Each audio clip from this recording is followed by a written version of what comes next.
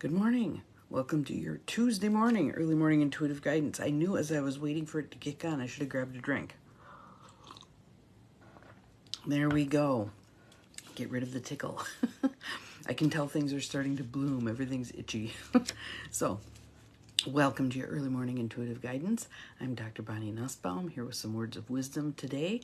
And I'm going to read a short section from a book. Good morning, Lucy. Welcome, welcome. Loved the pictures from your spa day. I just saw a little bit, but it looked pretty cool. Good morning, Jo Neal. Welcome. Glad you are here. Good morning, Janine. Good morning, good morning. Everybody's starting to roll in. This is good. This is good. Thank you for the sunshine. We had a nice day here yesterday. The hyacinths were happy, and me and the dog were happy sitting on the front porch. So let's see. Where are we at today? Want to read some? Got just a couple little sections out of Taking the War Out of Our Words. Good morning, Peggy. Glad you are here. The Art of Powerful Non-Defensive Communication. And I loved these two little sections. One, because it's giving me some grist for the mill, which is always fabulous. And second, good morning, Abigail.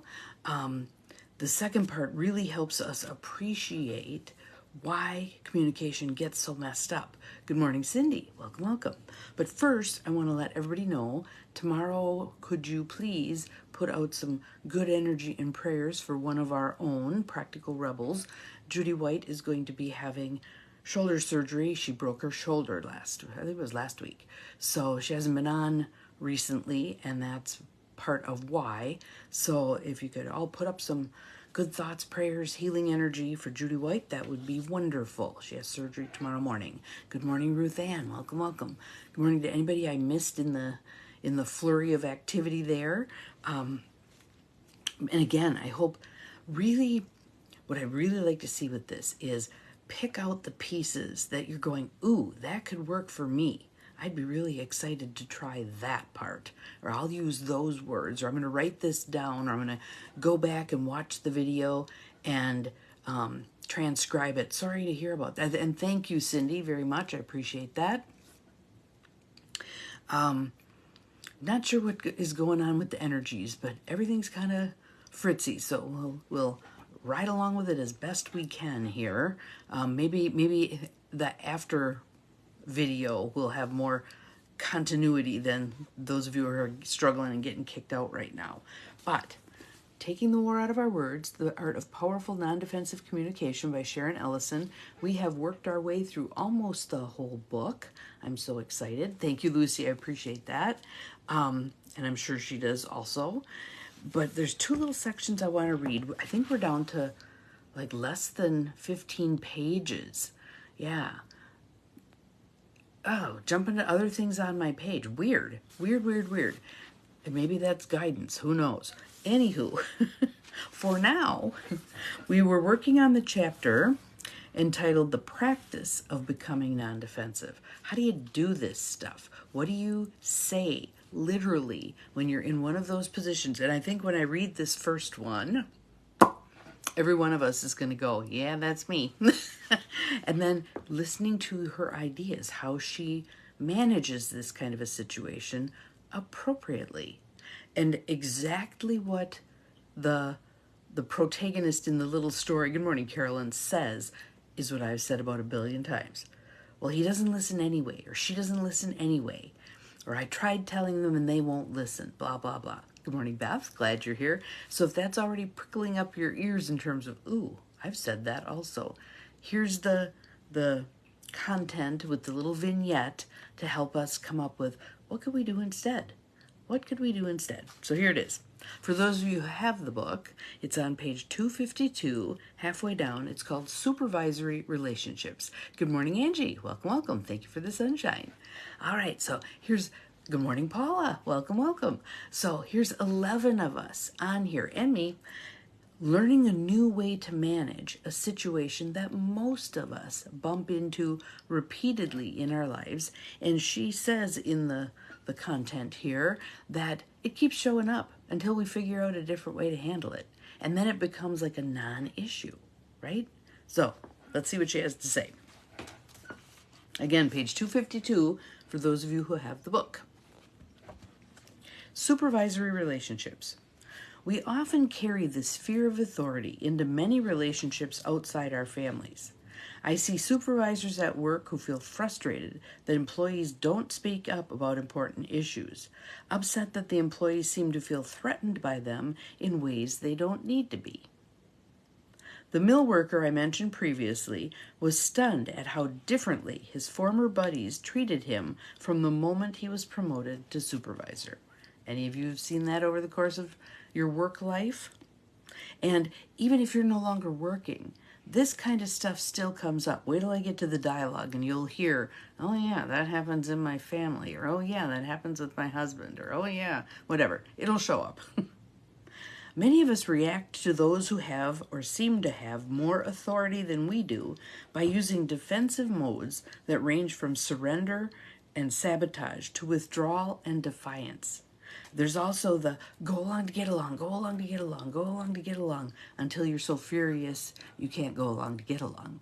Doesn't work in the long run. So here's her example.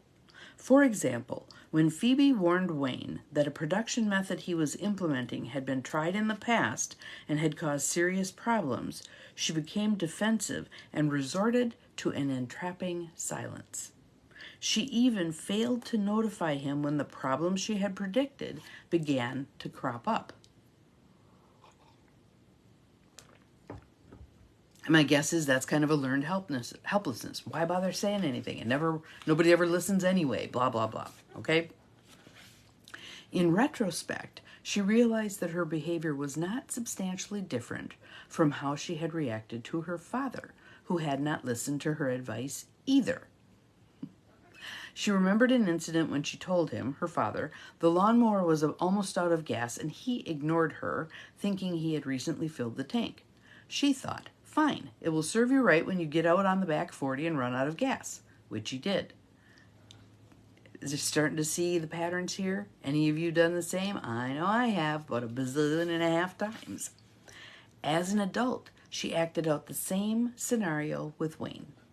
I never cease to be amazed at how often we run into the same situations in life until we learn to deal with them in a way that resolves the issue inside of us. Here's your opportunity, here's your opportunity, here's your opportunity. I'm sorry it's a bad connection. I'm hoping that on the replay it'll be better. So, sorry, Carolyn. Honestly, when Phoebe got called on the carpet by a higher-up for not advising Wayne when the problems began to occur, she used her childhood defense. I tried to tell him and he wouldn't listen. We can never feel completely free or fully competent, good morning Renee, welcome, until we learn how to non-defensively assert our own authority. Even if a supervisor does refuse to listen to us, we often have appropriate options. When Wayne refused to listen, Phoebe could have respectfully asked him any one of several questions. So here are some sentences that you can use when you're in this circumstance. Rather than getting huffy, rather than storming off, rather than saying, fine, you'll figure it out when it falls apart. I'm telling you, blah, blah, blah. Okay? Here are 3 questions you can ask. And again, our goal is as neutrally as possible. Now, if this is family history, if this is family pattern, it's likely inside to kind of light you up like a Christmas tree, right? So take some breaths, maybe walk away for the moment, come back, and then say, do you believe me when I tell you about the problems we've had before when we use this process? Do you believe it will be different this time for some reason? Do you think I am objecting simply because I have been here a long time and don't want to try something new?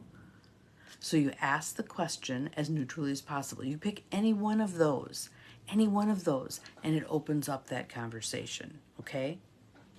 If Wayne did not become more open to discussing the topic, Phoebe could express her own opinion and make some predictions. So remember, our options are making a statement, asking questions, making predictions. Those are the 3 tools we have in this book that we can use. So here she's going to use some of them. Phoebe, I think you are saying this process will work. That's a statement, part 1. The I hear you saying, and it's a neutral tone. And what I see is that you are ignoring information I'm giving you about what happened before. Statement 2, or statement, Part 2, I see, and again the neutral tone. I feel confident it is the same process we used before and that we'll have the same problems. But I know that you're the boss, so I'll do what you want and I will continue to do my work well. Statement, Part 4, personal experience, full expression. If we run into problems, then I'll report them to you so you can decide what to do. That's a limit setting prediction. I will report it to you. You decide what to do. Part 1, neutral tone. If not, so again, when we're doing the prediction part, we want to lay out all of the pieces. And oftentimes we perceive it as having two options, either this or that. And many times there's multiple options, but we don't see them all because we've already locked on to a defensive response. If not, I'll just keep trucking and doing my job. So limit setting prediction, part 2, neutral tone. As demonstrated here, Phoebe could have asked several thought-provoking questions, confidently stated her position, and clearly predicted how she would respond, all in a respectful way, which then is less likely to provoke defensiveness on her supervisor's part, right? Hard being a supervisor when someone's been around a long time and your new ideas, maybe they have tried already and they didn't work. And then how do you not lose face in the process of moving things forward? A long-time supervisor and a healthy supervisor would likely say, well, thank you for that information. I can see how that could create those problems. Tell me more about how those problems manifested and what happened, etc., etc. Okay, let's dump this idea. Let's do something instead. What would be your idea? How would we correct this problem since you've been here longer? That would go a long way toward cementing their relationship, wouldn't it? Okay, let's see here.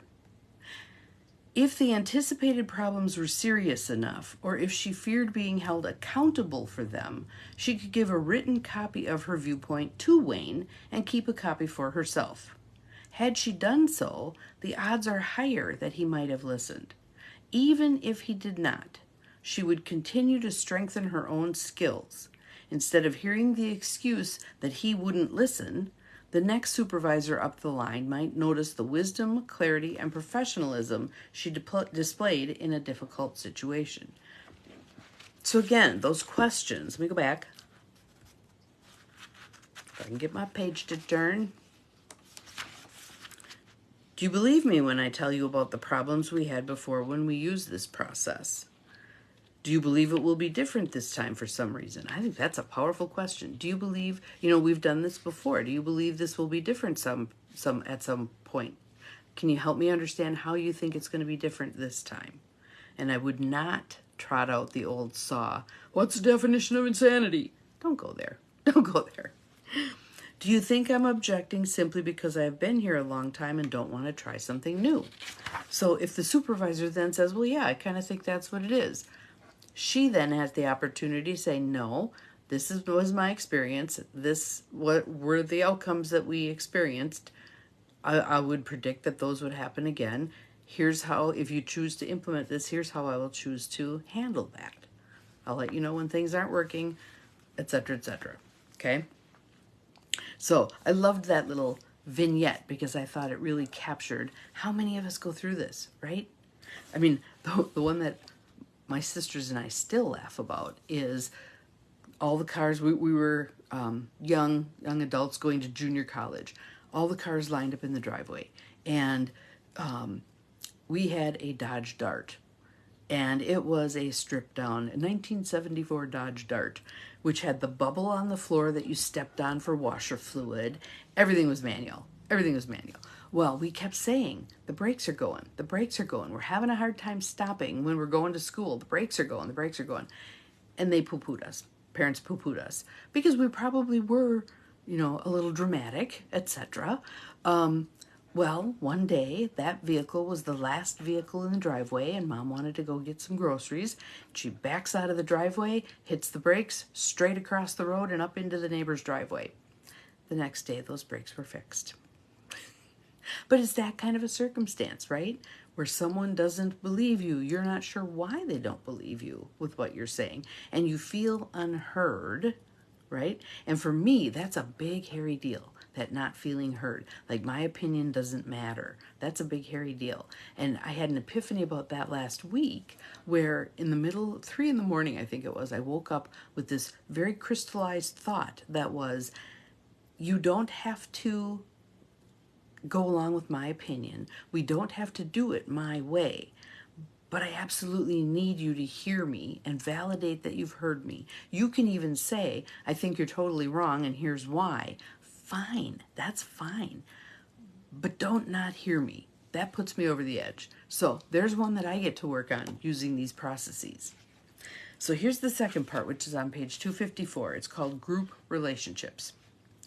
The complexities of individual personalities, past histories, authority issues, group dynamics, and various cultural climates all come into play in the group setting. How many of us have hated group work since grade school? Okay, you 4 are going to be a team. You figure out who's going to do what, and there's always the 1 or 2 in the group who do the whole thing and the other 2 don't do anything, right? See the negative attitude already? Yes. A group thus provides a fertile field for practice. As someone says, here's another damn opportunity for personal growth. True. Be it at a staff meeting at work, a public forum, a party with friends, or family members at the dinner table. Whenever a person is added to a given group, the number of possible relationships within the group increases in progressively larger increments. So here she's going to describe that. A couple has 1 relationship. If the couple has a child, the number of relationships increases to 4. It's not arithmetic, it's geometric, okay? By the time the couple has a second child, the number of different relationship possibilities jumps to 11. There are 6 dyads, 4 triads, and the foursome itself. The different combinations appear below. I'll read them in a moment. We often forget to pay attention to each of these relationships, yet doing so can strengthen the entire family unit. So we have father-mother, father-son, father-daughter, mother-son, mother-daughter, son-daughter, father-mother-daughter, father-mother-son, father-daughter-son, mother-daughter-son, and the whole family. Now think about that. What I want you to get out of this section is an appreciation for how quickly it gets complicated. So in my family, there are 4 offspring. Think of the number of combinations. One of my cousin's families, there are 9 offspring. Think of the number of combinations. So here she's got an example of that. In a group of 10, there are 45 possible dyads and over 200 possible relationship combinations. Even though many of these sets of relationships may never be actualized, oftentimes those in huge families will say, well, I don't really know my youngest brother because I was out of the house, blah, blah, blah, whatever. Each one could have different dynamics and would contribute different weaknesses and strengths to the functioning of the group. How many of us can say things were going along fine until Joe showed up and things kind of fell apart? Joe disrupts everything. It would be interesting to look at the dyads, triads, groups of 4, etc. that happen when Joe shows up, right? On the one hand, the complexity this represents in terms of effective communication can seem overwhelming. Even with a small group of people in a room, there is potential for the dynamics of 100 or more relationships to be going on at different levels. On the other hand, there are exciting possibilities for maximizing the potential creativity inherent in the variety of relationships within a group. In professional settings, working with different mixes of personnel within a team or department can open the door to the greater creative potential of the group as a whole. That's why they set up teams at work, because they know this dynamic, even though sometimes it is arduous and a pain in the ass, oftentimes fosters the most creativity, the most bang for their buck when they put a disparate group of people together into a team, right? So that's it for today. And there's some interesting stuff coming next. Stay tuned. Same bad time, same bad channel. Talking about shifting alignments. So if it's just me and my sister talking, we may agree to some things. But then when we're at the family dinner table, one may be the spokesman and the other one may not have agreed that that could even be brought to the table. So lots of what appear to be shifting alignments there. So that'll be our next section that we're talking about. But I hope this was helpful. I hope it helps you see, A, that you aren't the Lone Ranger, that this stuff happens in most families and it happens in most work settings. It's part of the nature of humanity, right? And I know that right now there are those of you who are saying, oh, to heck with it. I'm going to go live in a cabin in the middle of the woods with a moat around it that's alligator infested and just, be the lone wolf. Give it some time. Practice these skills. I think you'll find that things come around. That's part of what we're meant to be doing right now anyway. Speaking up more. What is our position on something? Again, we're not demanding that it has to be our way. Some of us might be. But in general, we're just wanting to be heard. We're wanting to have conversation about this stuff. And right now we have such a loss of communication and civility and tolerance for other opinions, etc., that this is divine right timing. It's popping up now. So have an awesome Tuesday. We'll see you again tomorrow. Remember, you're capable of far more than you think you are. Bye-bye.